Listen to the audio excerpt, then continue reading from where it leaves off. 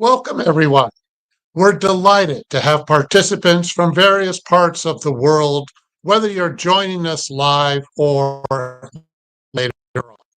Thank you for being with us for another session of the Spiritism Talk series promoted by the United States Spiritist Federation every Saturday morning at 11 a.m. Eastern Time.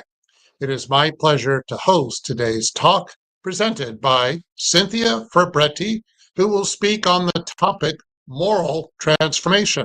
Let's all give Cinthia a very warm welcome. Before we begin, allow me to briefly introduce her. Cinthia Fabretti is the president of the Germantown Spiritist Society in Germantown, Maryland. In the past, she coordinated the Spiritism for Everyone live web meetings, an educational program of the United States Spiritist Federation. She continues to contribute to the U.S. Spiritist Movement as a speaker. She holds a Doctor of Veterinary Medicine degree and has been working in the field for more than 40 years. It is great to see you, Cinthia. And please feel free, everyone, to send your questions at any time during the presentation using the chat window.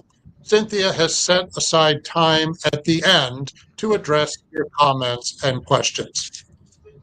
Okay, Cinthia, welcome, and it's all yours. Thank you, Peter. Good morning, everyone. Greetings from Maryland. A pleasure to be here with all of you on this lovely, crispy Saturday morning. Well, this talk was first delivered at the fourth Spiritist Symposium, which was organized by the Spiritist Society of Maryland in 2023. I'm honored to present it to you today. It has been updated and improved, ensuring that the material is current and relevant. Very well, let's begin. It is in our nature to seek improvement.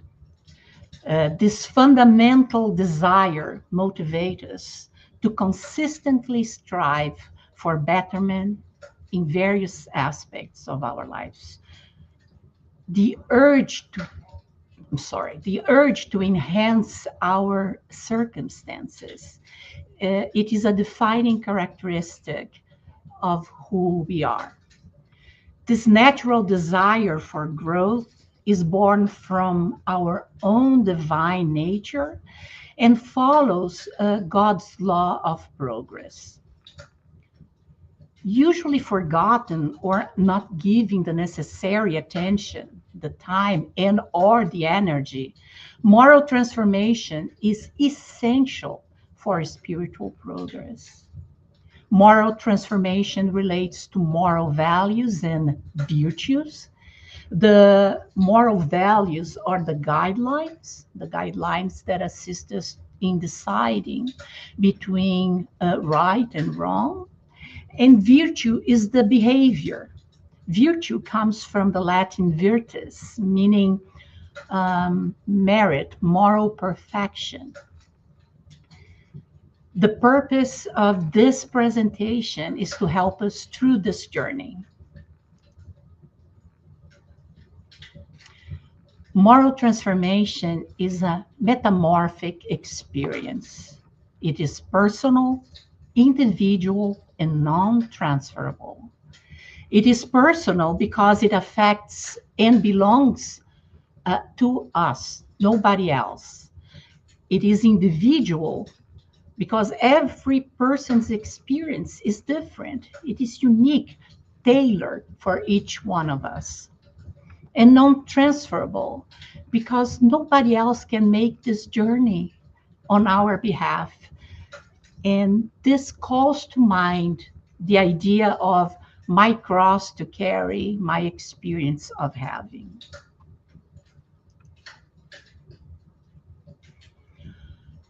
On this journey of self-transformation, it is important to recognize that not everything we encounter will be easy. However, not easy does not mean impossible.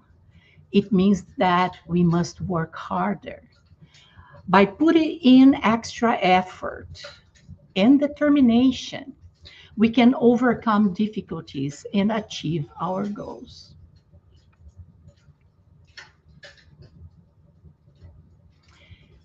It is also important to know that we will experience growing pains, the uncomfortable, challenging phases where we confront new ethical dilemmas, align actions with values, and develop deeper integrity.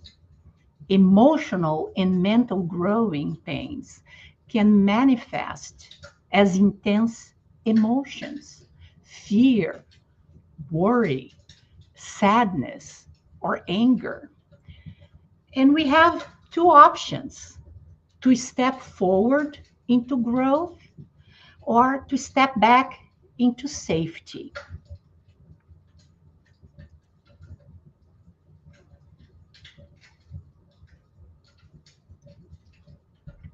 It's also important to recognize and acknowledge that we are not perfect. The phrase, we are not perfect, we are perfecting ourselves, captures the essence of human growth. At this point in our spiritual evolution, we experience a fundamental duality within ourselves. Both dark and light aspects coexist inside each of us. Recognizing and acknowledging our flaws while striving to improve, viewing mistakes as learning opportunities rather than failures, and finding beauty in the ongoing journey of self development. This encourages self acceptance, self compassion. It emphasizes growth through mistakes and promotes empathy for others.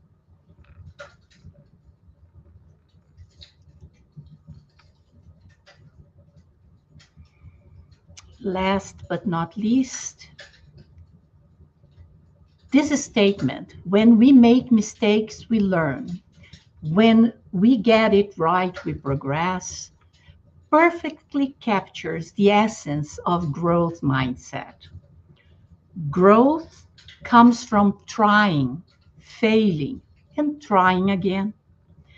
And mistakes can fuel learning.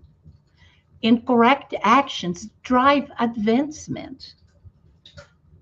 Progress isn't about avoiding errors, but about the valuable feedback they provide, shifting the focus from perfection to continuous improvement.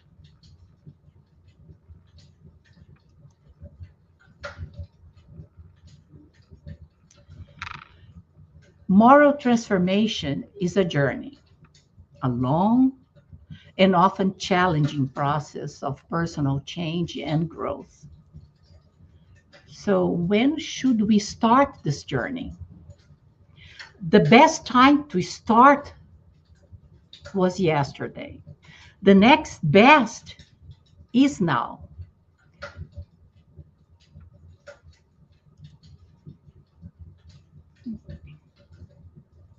Before we go further into the topic, I would like to briefly talk about moral relativism. Moral relativism is the idea that there is no universal or absolute set of moral principles. What is wrong under one circumstance may be right under another. We know that humanity moral values have been very fluid through time, place, and culture. Uh, to illustrate this point, we could cite many areas in which moral relativism was and is still present: child labor, slavery, eating meat, abortion, wars, genocide, misogyny, sexism, euthanasia, and many, many other topics. But just because certain ideas and practices are accepted by some at one point in time, place, and culture doesn't make them right.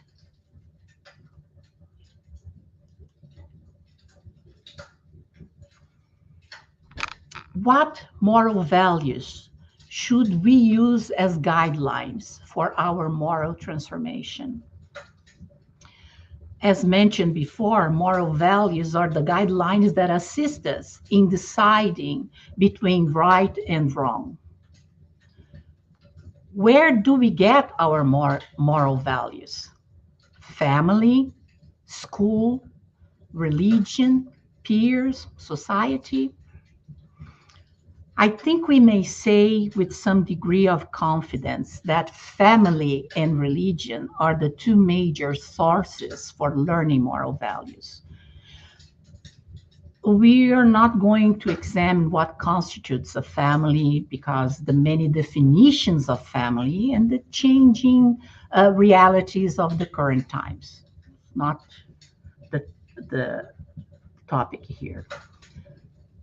But no matter what family looks like or means to you, family has a role, an important role. The family is the first teacher that transmits the appropriate behavior pattern, values, attitudes, and norms of the society to the child.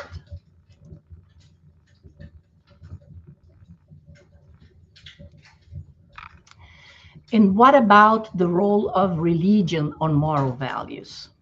Sorry.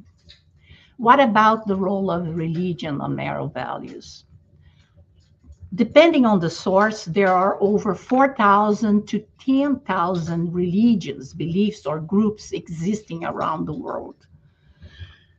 Religion and morality are not the same. True religion, though religion may depend on morality and even developed alongside morality, morality does not necessarily depend upon religion. So what do I mean by that? One doesn't need to have a religion to be a moral person. Atheists and believers both have moral compasses.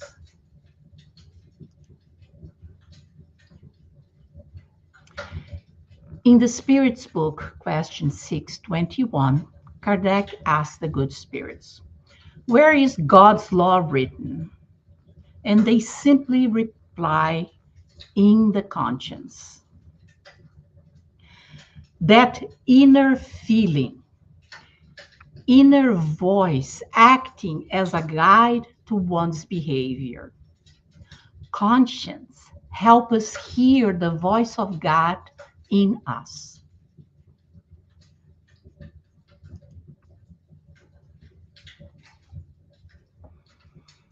And although family and religion teach us moral values, we are only human, still imperfect.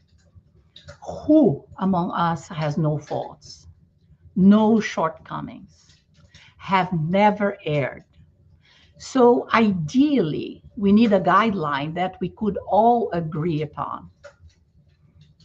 Kardec's method when considering the best way to reach a consensus about an idea or concept is perfect.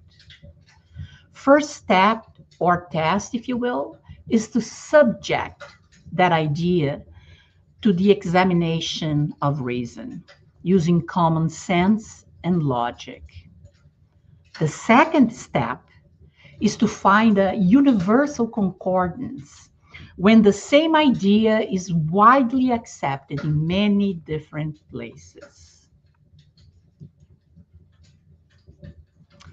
There is a rule that passes those tests, that transcends many barriers It's called the Golden Rule. This rule is not subjected to religious beliefs, race, ethnicity, nationality, gender, sexual orientation, social class, culture, politics, age, or anything else you can think of. As a matter of fact, in nearly every religious belief, there is a variation of the Golden Rule.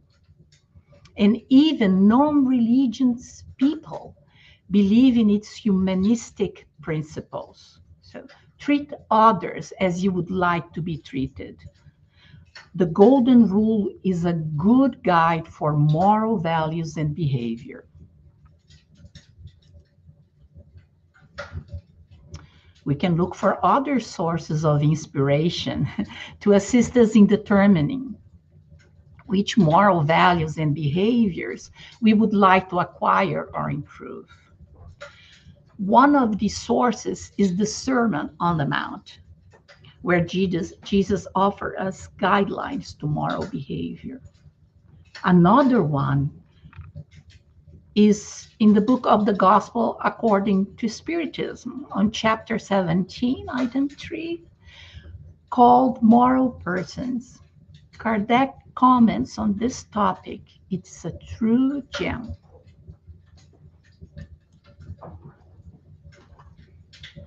Sorry, folks, my voice is a little bit affected by the cold. So we talked about moral values and guidelines. Now let's talk about behavior. Behavior is the way in which one acts or conducts oneself, especially towards others.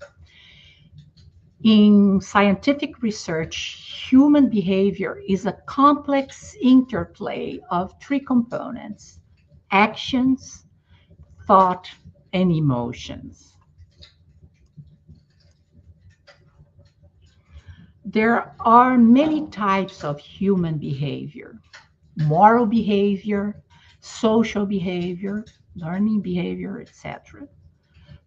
No matter what, the principles behind any behavior remain the same.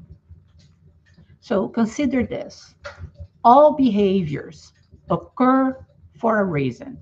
So even if we are not aware of the reason, there is a reason behind a behavior.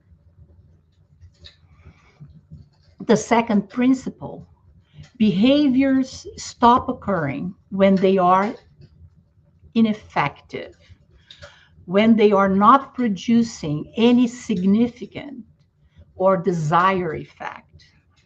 We don't get what we want, we stop the behavior. And we see this very clearly with children and animal behavior.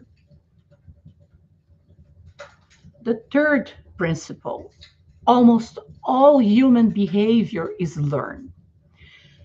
Almost refers here to reflex responses, which are the only innate behaviors in humans. All the other behaviors are learned.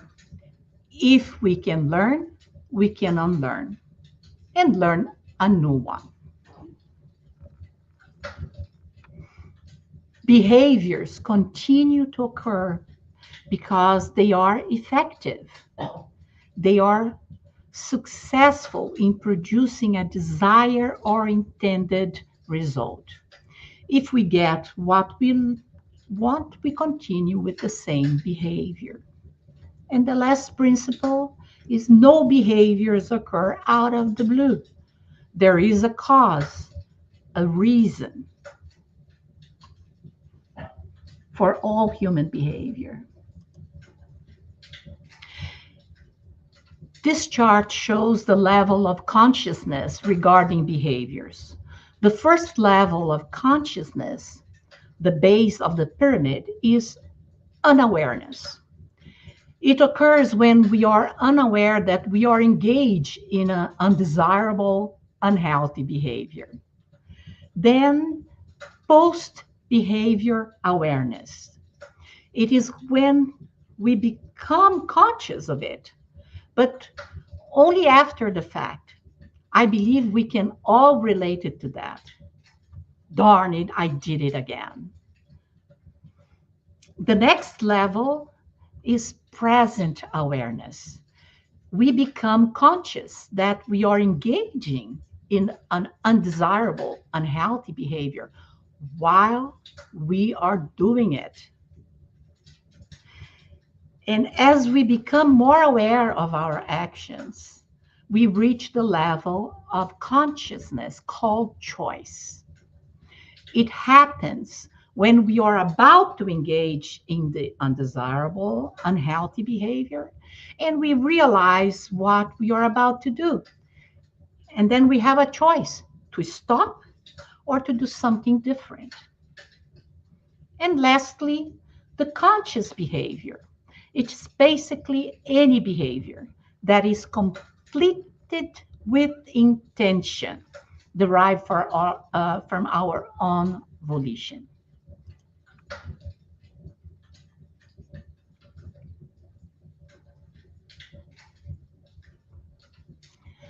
On the conscious level of behavior called choice, we are aware that we are about to engage in the undesirable, unhealthy behavior. And in that moment, we have a choice to do something different. Viktor Frankl has a great quote.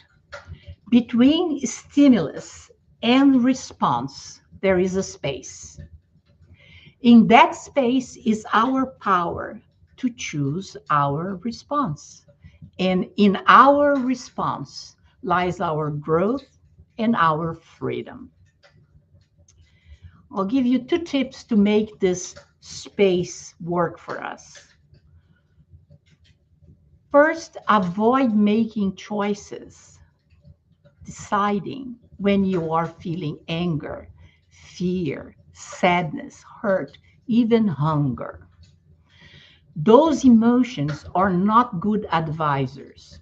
The American Psychological Association says that it's hard to make smart choices when you are in the grips of a powerful negative emotion. The second tip is to find a calm space within before making decisions. So focus on your breathing or count to 10, whatever works for you. Within that space, we will have the opportunity to change our behavior. All human behavior is learned. But where to start? First, there is an intention, then a behavior, then it becomes a habit, a practice, then a second nature, and then it's simply who we are. So set intentions and not goals. While both goals and intentions, they steer our path, they do that in different ways. Goals focus on outcomes, on achievements, on results. So goals are linked to external outcomes and may fall outside our realm of control, despite our best efforts. Intentions, on the other hand, illuminate our journey. They are like anchors deeply rooted in our personal values.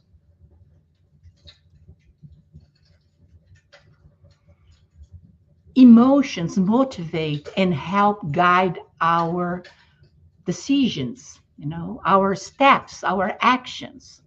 They influence judgments and choices. So the world around us, other people, and our own thoughts, they trigger emotional reactions all the time. Fear can motivate us to get away. Anger can motivate us to attack, lash out, stand up for ourselves. Compassion, empathy, or sympathy can motivate us to offer comfort.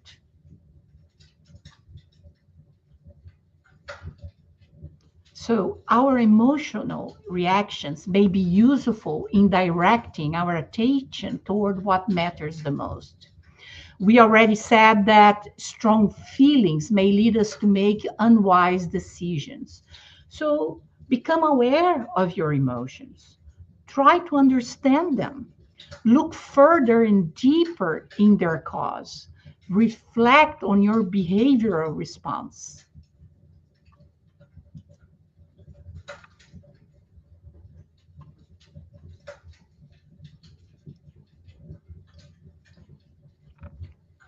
Psychology help us understand our minds, especially those affecting behavior. The underlying idea in Jungian psychology is those traits or behaviors in others that elicit strong negative reactions. And they often reflect denied or unacknowledged aspects of our own personality. It's a concept related to the shadow or projection. So, by examining why something irritates us, we can gain insight into our hidden issues, biases, or areas needing development.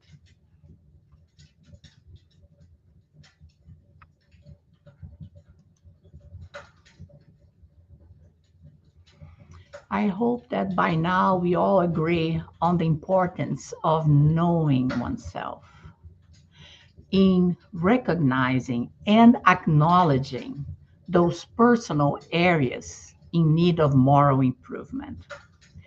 So, self awareness is a good place to start, the first step. Next, perhaps the most consequential one is to know what we want. Do I really want to change? Do I feel the need to change? Because the desire to change requires a conviction that the change we seek is necessary, that we truly want to work towards it. We all possess an important set of tools to assist us: the powers of spirit, thought, and will. Thoughts become our words. Words become our actions. Actions become our habits. What we often lack is the will, the determination to start and continue the path.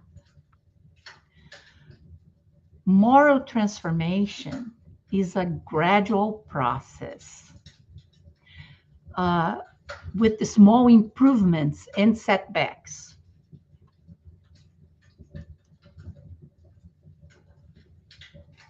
The only place success comes before work is in the dictionary. It's a good reminder. I love this quote.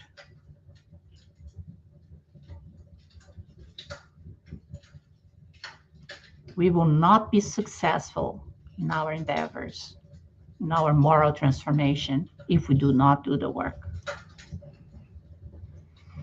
So, how long does it take to form new habits? A habit is a behavior you want to incorporate into your life for the long term.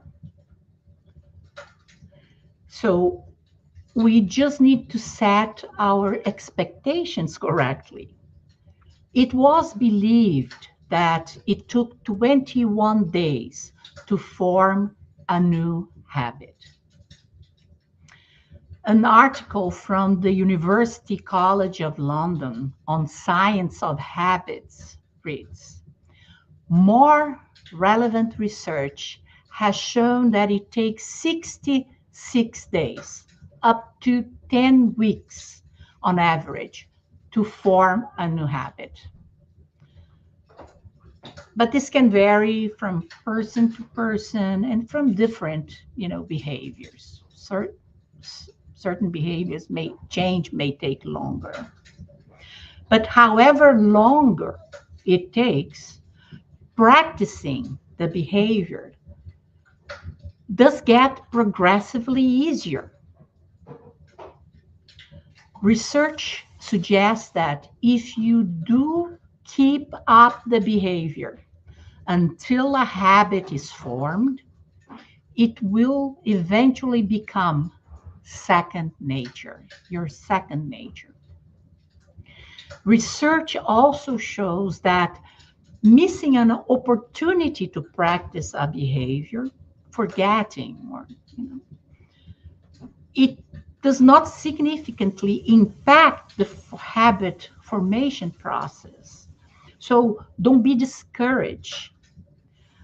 If you slip up, just try to get back on track as soon as you can.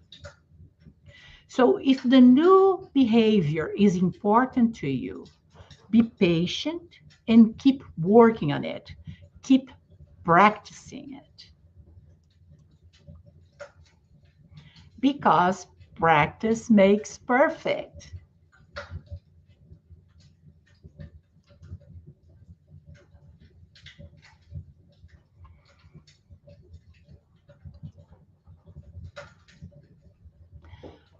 Moral transformation is a journey.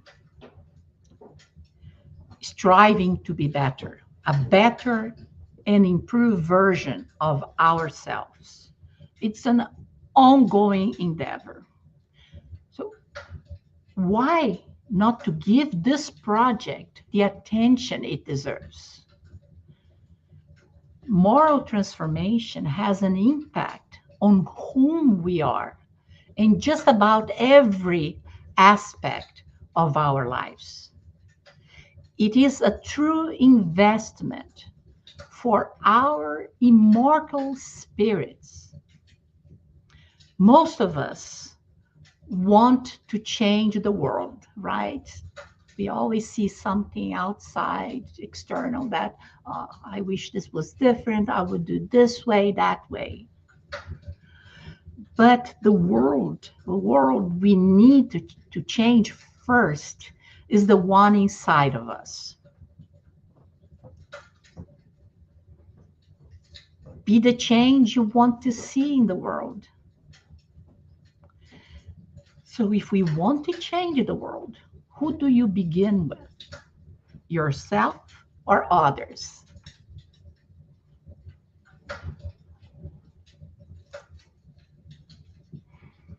Be proactive instead of reactive. Take the wheel. Having a proactive attitude enables us to make decisions in a mindful and well-informed way, and grow from those experiences rather than scrambling, to put out unexpected fires. Paraphrasing William Hanley, the author of the poem Invictus, be the master of your fate, be the captain of your soul, be the master of your fate, be the captain of your soul.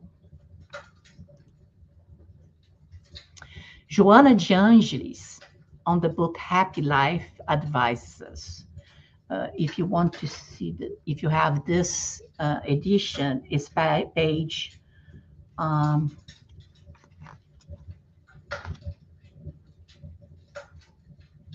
197.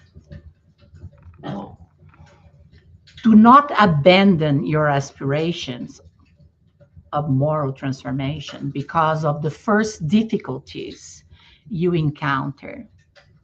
When one decides to modify their moral behavior for the better, it seems like we start to face a general conspiracy against our desire for improvement. Everything changes and is out of control. the little things become complicated. This situation may lead us to retreat and give up. Don't give up, says Joanna de Angelis. You only fail if you quit. You only fail if you quit.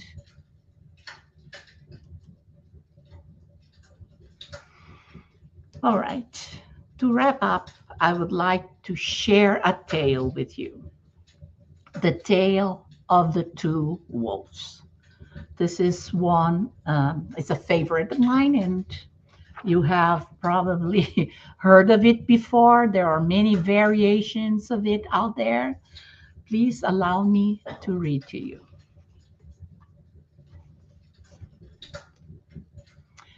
An old man told his grandson, "My son, there is a battle between two wolves inside all of us. One is dark, it is anger, sorrow, doubt, regret, guilt, greed, arrogance, resentment, inferiority, lies, ego. The other is light. It is joy, peace, love, hope, serenity, humility, kindness, compassion, benevolence, generosity, forgiveness, truth." The boy thought about it and asked, "Grandfather, which wolf wins?" The old man replied, "The one you feed."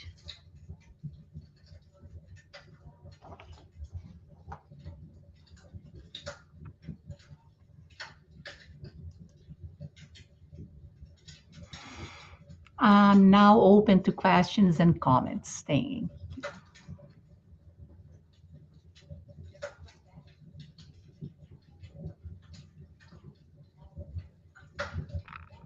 Thank you, Cynthia, for your insightful reflections.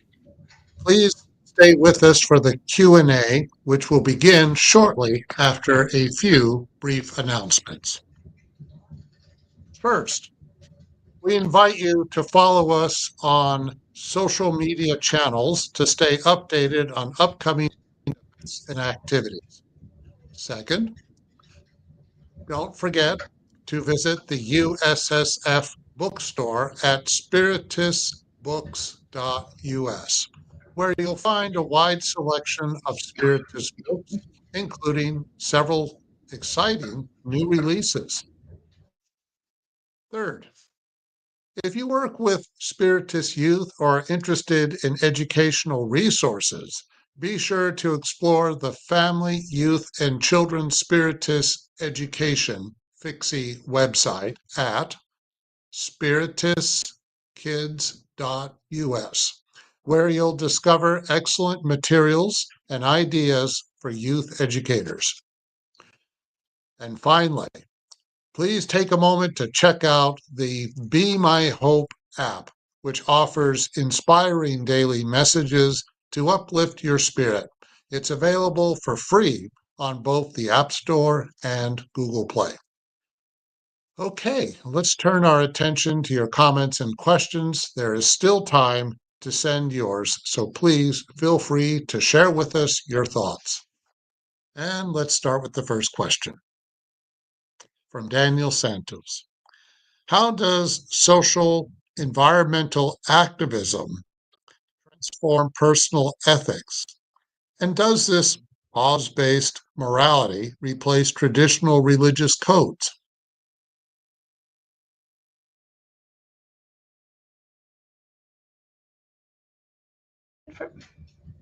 Thank you.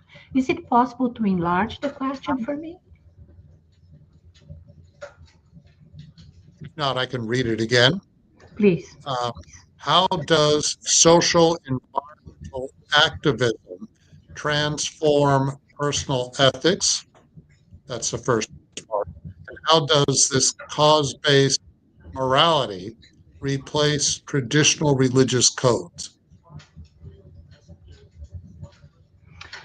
The first part, I would say, uh, it opened,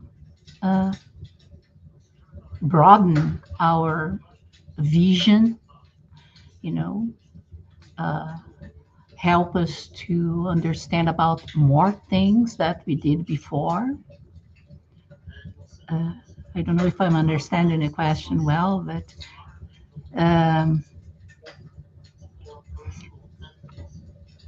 I think part of it personal is just, ethics. I think, yeah, let's say, I think it helps us. It serves as examples, but we need to see that as a positive thing.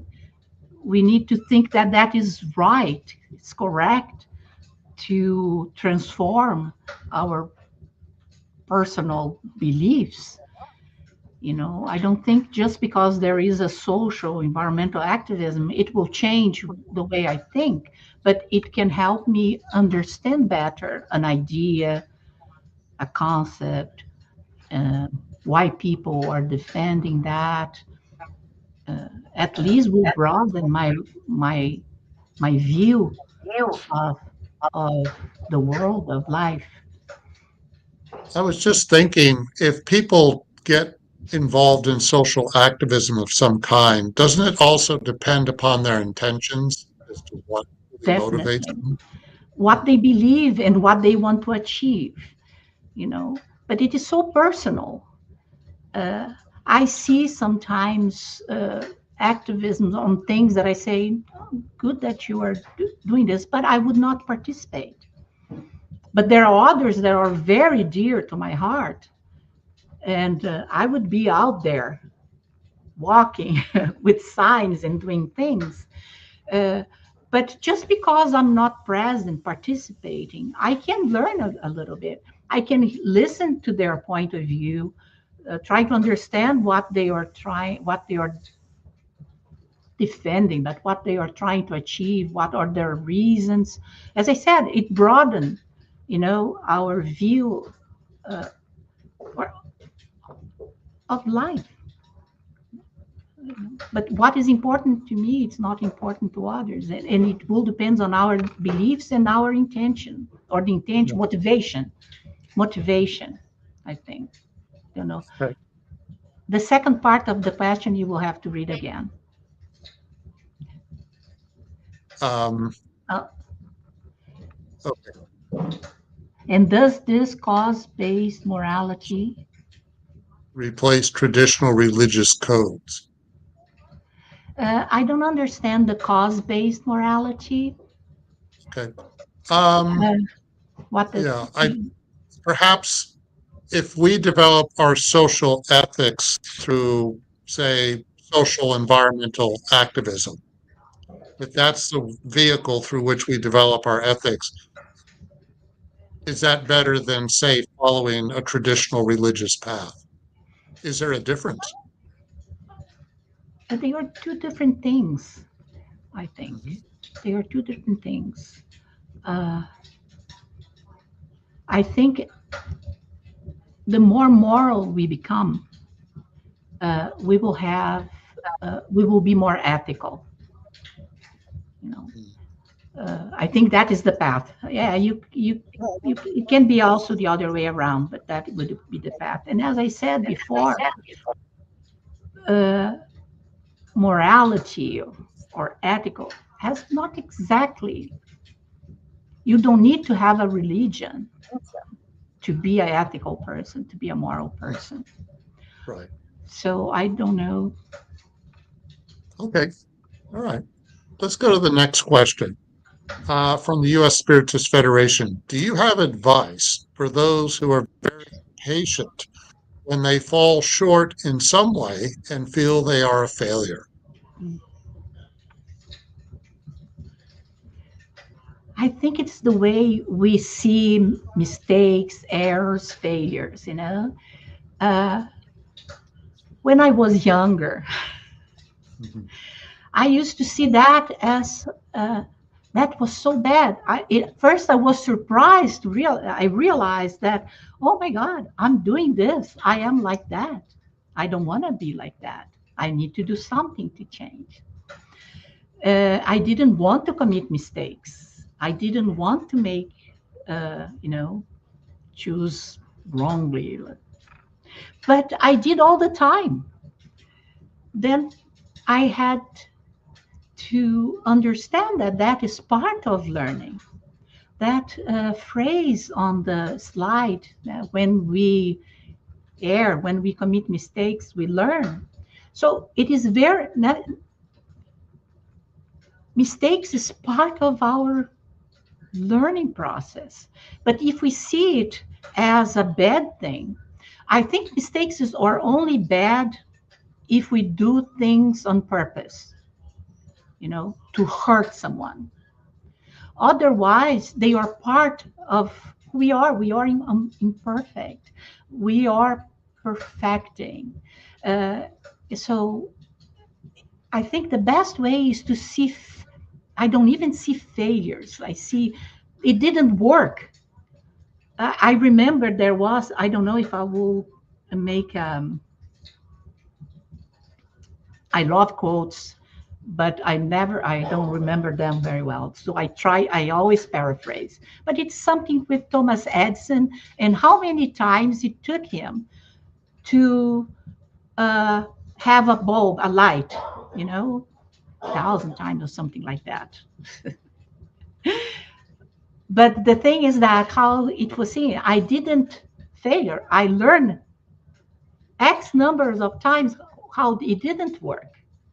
So it's the same thing, when something doesn't go well, it's an opportunity for us to try in a different way. So see as an opportunity, as a chance to grow, as a, now I know this doesn't work this way. I may do differently. And my second attempt may not work also, may not be successful. It's okay. I'm learning with mistakes. And the phrase was, when I make mistakes, I learn when I do it right, when I learn and I then follow that path, I progress. So in the past, I used to see as failure. I don't see that anymore. I'm much more, I think when we do this, we are more gentle, kind towards ourselves.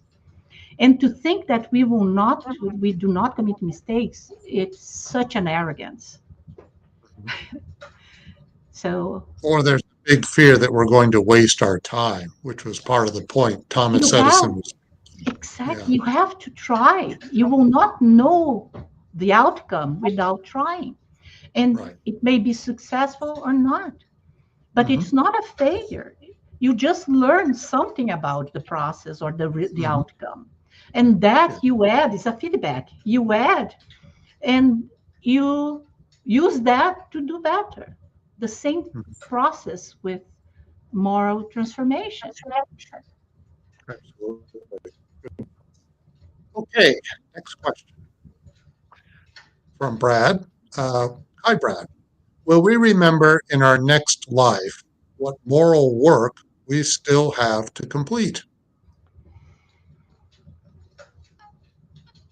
I don't think so. I think we will bring with us those things that we already incorporated and acquired, good or bad. In any opportunity, in any new experience, is a chance to, we have to look inside and say, okay, let's see what I'm doing here, what's working, what's not working, what I want to achieve, because maybe the person's not interested in doing. There is growing pains in modify because in changing who we are, in improving who we are, because then we have to face with all the darkness, all the things that usually we don't think we have or we are not. We see in others, but it's very rare to look at, "Ooh, oh, I do the exactly same thing. I'm I'm judging or criticizing, and I do exactly the same thing."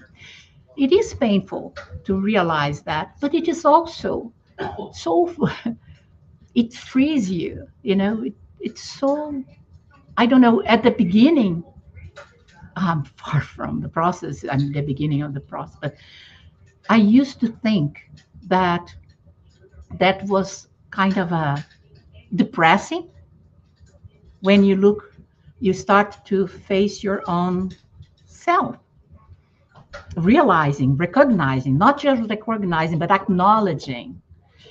Then now I think more like, oh God, it is good. This is so good. Because if I recognize and I acknowledge, I can do something about it. Before, there was ignorance or lack of interest. Now I can do something about it, and I will do it on my own pace. Okay, very good point. Okay. Next question. This is from International Spiritist Council. What are the most common obstacles to moral transformation today? Ego, materialism, pride, fear. How can we identify them in ourselves? I think the most common obstacle is not to know oneself. Nothing can be done without that first step. So to really look at oneself, and with all the tools that I mentioned, many things, you know, pay attention to your emotions, pay attention to what you're criticizing in others. It can be a reflection of something. If we do not do that self evaluation, that self searching for who we really are, and I'm not saying just look at the bad, because we have this duality. We, as I said, in this point of our evolution, we are good and bad at the same time. But if I don't know myself, how can I change? What can I, if I don't know myself, don't recognize and acknowledge that I have this or that to work on, there will be no moral transformation. It starts with self knowledge. And in the Spirit's book, I don't remember the number of the question. I just remember the part that Kardec asked the spirits, what was the most, why it was so difficult for us to, become better, a better version of ourselves. And they respond, it lacks the will. Many times we know exactly, what we are doing, or we know not at the same time, or we know after, but then we say, oh yeah, I did it again, but we don't do anything. It lacks the will.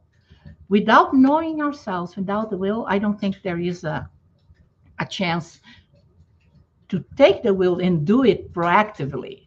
Life will take us there, most of the times painfully, but we can choose to do this process without pain. Well, growing pains, but it is a good pain. It's a good pain. Absolutely. And overcoming the fear, well, just have the courage to confront ourselves. Yeah. And Overcome. humility, because, nobody likes to think, oh gosh, I'm, I, I'm very critical of others or judgmental. I am very arrogant, or egotistical, whatever it is. We just need to really take a good look, but be kind, Right. It's because essential. Mhm. I'm learning. Okay, thank you. Um, Next question from the U.S. Spiritist Federation.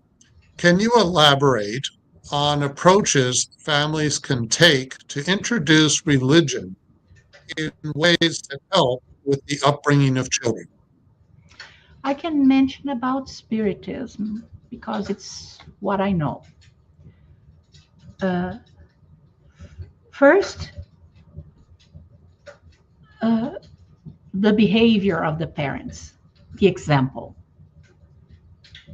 Second, the practice of the gospel at home, you know, and that conversation with the parents, that uh, freedom to discuss things, to ask for opinions, to give your own opinion. Uh, and then maybe, as I said, I'm just talking about from my own, because I don't know other realities, how other, in other religions, we are not a religion, but I mean in other beliefs. Uh, I would say one thing that helped me a lot when I was young, and I didn't like it, was the programs for youth and child and youth programs, you know, so the information appropriate for different ages. Till today, I remember the classes, the discussion of those studies uh, that were offered by the Spiritist centers at the time. And then at home, you know, as I was born, my family was a Spiritist, so we didn't have a religion. All I remember is that my parents strive. Sorry, I got emotional. My parents strive to be better people, and they gave examples, their life experience and their life examples.